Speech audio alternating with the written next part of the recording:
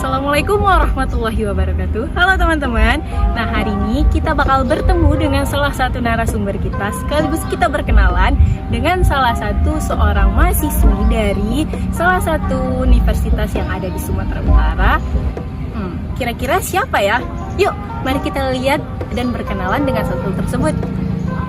Hai. Halo Kak, apa kabar sebelumnya? Baik. Boleh nggak Kak ceritain sedikit gitu atau berkenalan dengan teman-teman yang lain mungkin? Nama saya Sarmila Aini, sekarang berkuliah di Universitas Sumatera Utara semester 6 program studi ilmu sejarah. Nah teman-teman, jadi beliau ini adalah salah satu mahasiswi yang ada di salah satu universitas di Sumatera Utara, yaitu Universitas Sumatera Utara.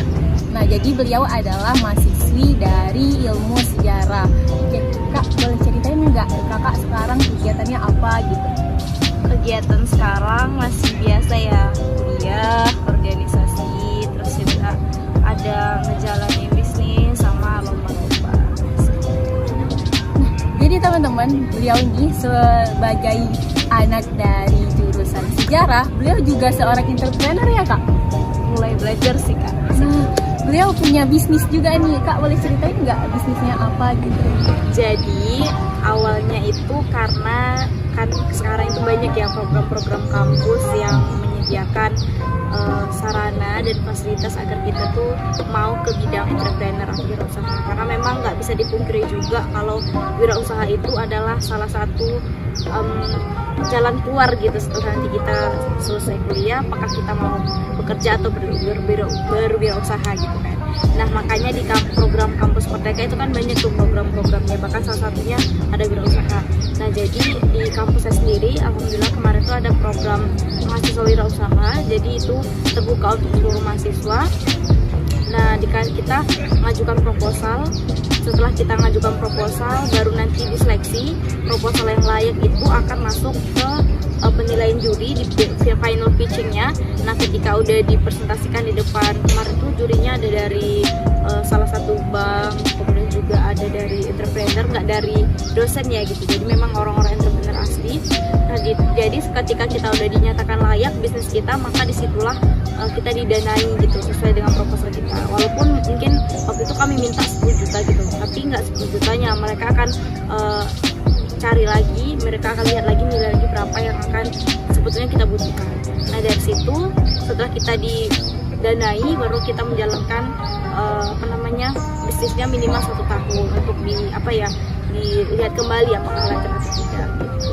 Jadi saya rasa itu sih, dan nama bisnisnya itu kami kemarin Oaten Meals, produk oats sehat yang instan tapi tetap enak dan tetap sehat juga gitu, karena memang kami ambil itu inspirasinya dari teman-teman saya yang mau diet tapi nggak pengen ribet gitu. Nah, jadi kami ambil produknya tuh dari bahan oats.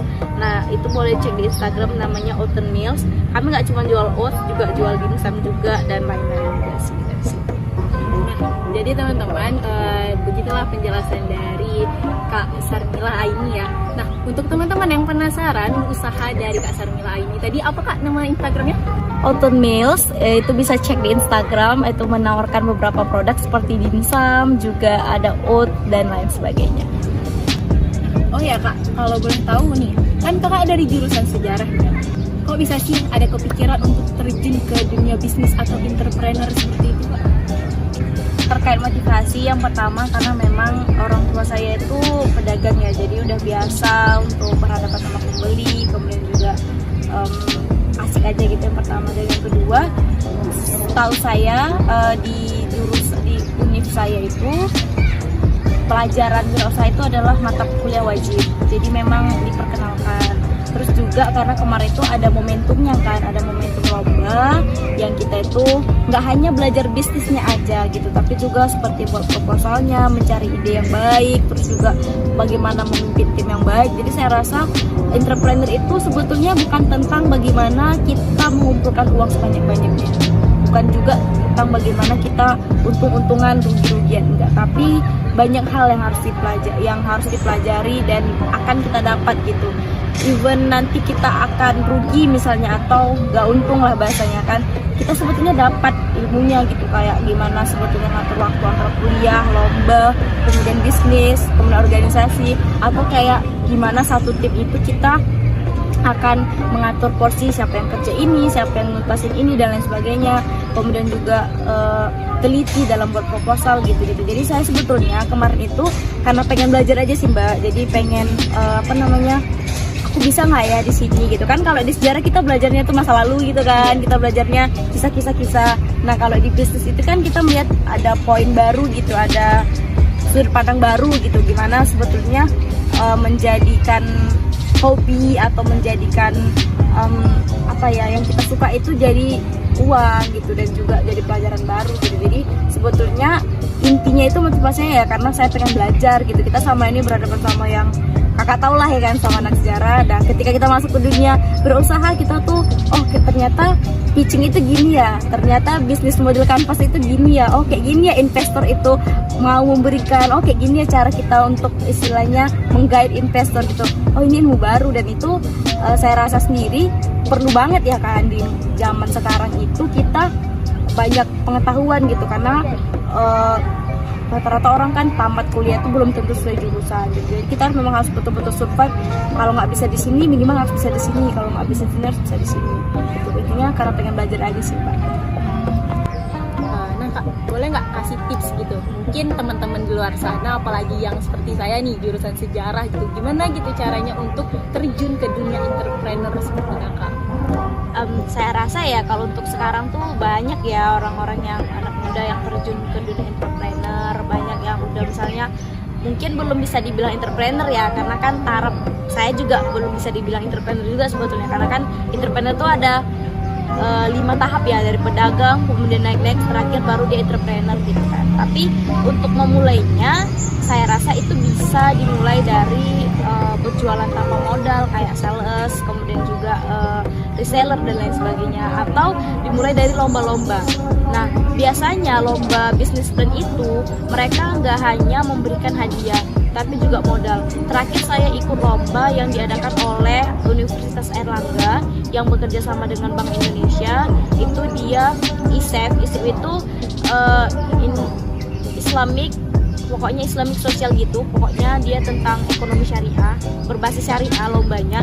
Nah di situ kita kalau juara 1, 2, 3 selain dikasih hadiah juga dikasih modal usaha yang itu sampai 30 juta. Nah kemarin itu kami didanai 3 juta untuk proposal kami gitu. Jadi memang dari lomba bisnis plan itu bisa kita selain dapat pelajaran, ilmu baru, hadiah, juga dikasih modal yang khusus untuk kita kembangkan di bisnis kita. Bahkan di coaching lagi Mbak. Ya di coaching gitu, kita diajarkan kayak gini nanti marketingnya seperti ini nih, atau desainnya seperti ini gitu. Jadi mereka itu bener-bener ngajarin kita jadi pengusaha sebaik-baiknya. Dan itu sih. Kak, kalau boleh tahu nih, kakak nih asli orang Medan atau bagaimana? Enggak, saya bukan orang Medan, aslinya dari Batubara. Berarti kakak anak rantau ya? Iya, anak rantau. Wah, jadi teman-teman bisa dilihat kan bahwa seorang Kak Sarmila itu udah membuktikan anak rantau itu sebenarnya bisa lebih dari anak asli kota. Dimana seperti contohnya Kak Sarmila, dia anak rantau yang sudah berprestasi, juga punya bisnis sendiri. Nah, boleh ceritain nggak Kak, apa sih motivasi terbesar Kakak bisa berprestasi, terus membuktikan bahwa anak rantau itu nggak sebatas cuma mahasiswa doang seperti itu? Terkait motivasi, sebetulnya kalau saya pribadi memang dari SD, SMP, SMA gitu kan, saya rasa kalau kita tuh bukan mengkreditkan ya orang-orang yang dia tuh belajar pulang pergi enggak, mungkin itu udah pilihan mereka. Tapi kalau saya pribadi itu tuh kurang menarik dan kurang maksimal. Kita tuh ada waktu misalnya 4 tahun, kurang lebih 4 tahun selama S1. Dan kalau hanya atau cuma didedikasikan untuk kita belajar pulang atau kupu-kupu istilahnya, saya rasa waktunya tuh sia-sia, maksudnya nggak maksimal. Jadi ada banyak yang bisa kita lakukan gitu, dan saya kebetulan suka tuh misalnya eksplor hal baru. Dan satu lagi sih, karena mungkin ini sering diomongin orang, mungkin ini sering dikatakan oleh orang lain juga gitu. Kalau di desa itu banyak hal yang harus kita buktikan ke orang-orang, bukan untuk menunjukkan kita paling hebat, tapi kalau saya pribadi, jadi Mbak, di kampung saya itu banyak anak-anak yang usia SD SMP itu sebetulnya pinter, tapi mereka ketika udah masuk SMA itu udah mulai minder, prestasinya nurun, dan akhirnya mereka nggak kuliah gitu. Karena apa? Karena mereka menganggap pertama nggak mampu ekonomi, yang kedua nggak mampu secara intelektual. Bahkan saya pernah tuh ada program kuliah tak gentar bersama Ethos ID. Waktu itu kami datang ke kampung saya, ke sekolah-sekolah. Mereka bahkan nanya, Kak, boleh nggak anak swasta itu kuliah di negeri? Atau boleh, kayak lucu banget kan pertanyaannya. Atau Kak, mungkin nggak sih kami lolos gitu. Jadi saya ada hati kecil, di hati kecil saya tuh ngomong kayak gini, kalau aku bisa, aku pengen nih orang-orang atau anak-anak lah minimal, nggak usah orang tuanya gitu. Anak-anak itu tahu kalau oh ternyata kita itu cuman beda tempat tinggal aja loh, kampung sama kota. Bukan beda, nggak ada bedanya misalnya orang kota lebih pinter atau apa lebih nggak pinter gitu, enggak. Jadi, dan itu alhamdulillah sedikit demi sedikit terlihat Mbak.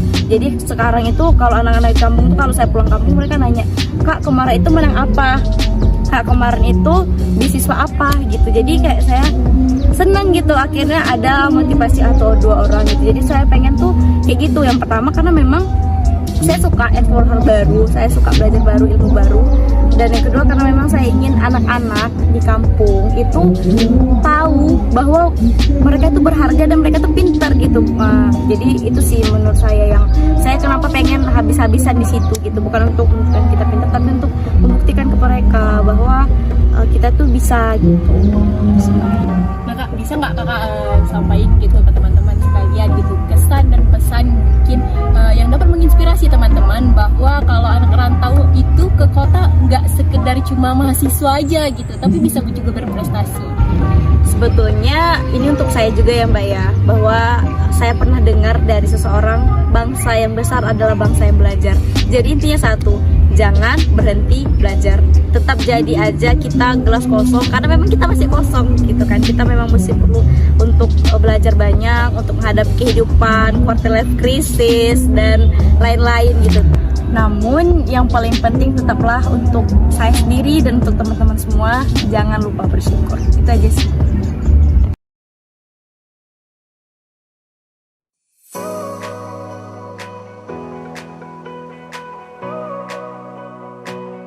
Sarmilah Aini, Ilmu Sejarah 2019 Universitas Sumatera Utara. Kelahiran tanggal 22 September 2000. Meraih juara 1 Disnatalis Farmasi Video Competition 2020. Juara 3 Lomba Debat Ekonomi Islam Temilrek Sumbagut 2020. Bronze Medal Haiman International Invention and Innovation 2020 Iran. Gold Medal OCIIP IP World Fair 2021 Nigeria. Peraih Silver Medal Olimpiade Sejarah Tingkat Nasional 2021. Penulis terbaik Antologi Freedom Writer diselenggarakan oleh Indonesian Agents of Change Community 2021.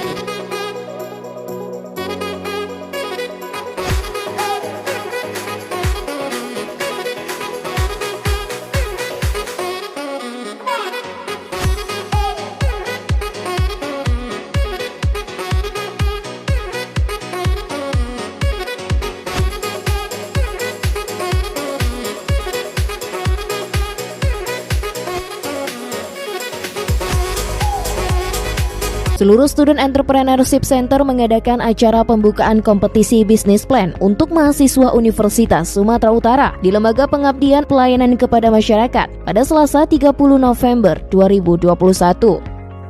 Kompetisi bisnis plan ini merupakan kegiatan yang diadakan setiap tahun oleh SEC. Ketua SEC USU Bukhari STMKes menjelaskan bahwa tujuan dari kegiatan ini adalah menciptakan entrepreneur dan teknopreneur baru yang diusung dengan konsep from lab to market, yaitu menghasilkan entrepreneur berbasis pengetahuan untuk mendukung indikator kinerja utama USU. Acara workshop yang diikuti 262 peserta itu berhasil melahirkan 63 proposal bisnis plan. Student Entrepreneurship Center Universitas Sumatera Utara melakukan soft opening expo produk-produk usaha mahasiswa peserta program mahasiswa wirausaha Universitas Sumatera Utara tahun 2021-2022. Dalam acara ini terdapat 11 usaha yang diluncurkan meliputi produk berbasis teknologi, produk fashion, dan produk makanan.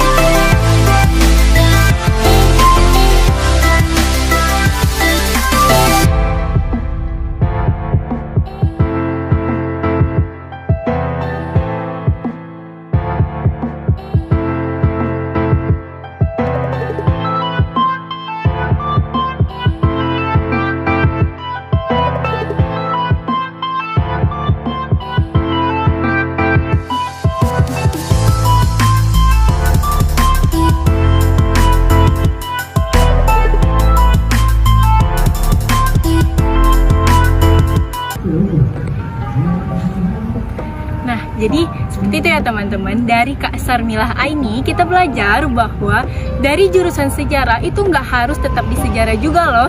Bisa jadi kita ke entrepreneur dan lain sebagainya. Seperti Kak Sarmilah Aini yang sudah membuktikan kepada kita bahwa seorang anak rantau juga bisa sukses di perantauan dan juga bisa berprestasi serta menginspirasi teman-teman sekalian. Semoga video ini dapat memotivasi teman-teman sekalian untuk terus berkarya, terus belajar, dan terus berinovasi. Sekian penyampaian dari saya. Wassalamualaikum warahmatullahi wabarakatuh.